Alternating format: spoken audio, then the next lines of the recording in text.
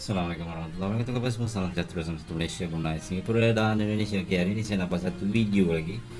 Video tentang setup diamond. Again, diamond kat sini kalau you perhatikan kita ada high, low, higher high and lower low. Lower low. So it's actually quite a signal untuk siapa yang trade QM. Siapa yang trade UM dia dah tahu bahawa ini adalah setup high low high high low low. Kalau saya movekan this thing ke bawah, okey, kita ada high, press buat high, low, higher high and lower low. Okay, and then price naik atas dekat sini. I think at this thing ramai yang share, ramai seriously, ramai saya tengok dekat mana-mana pun, dekat Facebook, dekat group, ramai yang cuba sell dekat sini. I think the worst case, I think jangan try sell kat sini sebab kita dah ada setup QM high low high high low low, so dah jadi QM basic setup daily.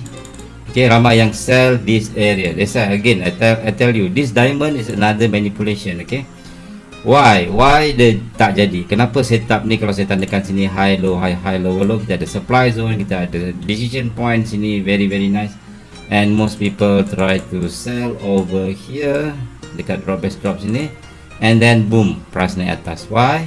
Sebab kalau you tengok kepala dia, perhatikan every time before you entry QM ataupun quick retest something like this, perhatikan kepala dia, kepala dekat sini. Okey, di sini kepala dia kalau sama baris dengan resisten yang lain, ada R1, ada R2. Kalau you tengok belakang-belakang lagi, kalau tengok belakang-belakang lebih kurang kat sini ada R3. So actually dia akan jadi setup diamond. Di sini price tidak akan turun, sebaliknya price akan naik ke atas. So ini adalah setup diamond. Okay, diamond. So don't sell. Bila diamond kat sini high low high high low low, kepala dia ni sama baris dengan resisten. Ada R1, saya tandakan ni sebagai R1,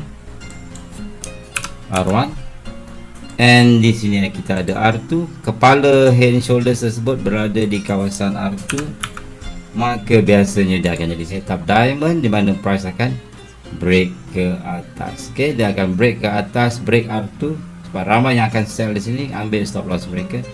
Lepas ni barulah price turun ke bawah. Ini adalah setup diamond. So dekat mana kita nak sell? Kat atas ni, tengok belakang apa lagi kita ada. Let's look to the left. Okay, kita ada bearish engulfing, nice bearish engulfing, ataupun kita ada MPL shadow. Kita ada high low higher high. Okay, di sini bearish engulfing, quite nice. So dekat sini ya sepatutnya kita sell. Okay, so di sini setup diamond. Harap minggu depan maybe price boleh turun lagi. Biasanya diamond dia akan turun lebih bawah daripada lower low kat sini. I think dekat this is your lower low. Biasanya price akan break this, mencari another demand zone at this area. Alright, okay, so this is diamond. So I harap you all faham setup diamond. Jangan sell di high low high lower low bila mana kepalanya berada sama baris dengan another resistance, sebab dia akan jadi setup diamond. Sebaliknya carilah setup buy, buy di mana-mana yang menarik untuk break this resistance. Hingga bertemu kembali video seterusnya. Assalamualaikum warahmatullahi wabarakatuh.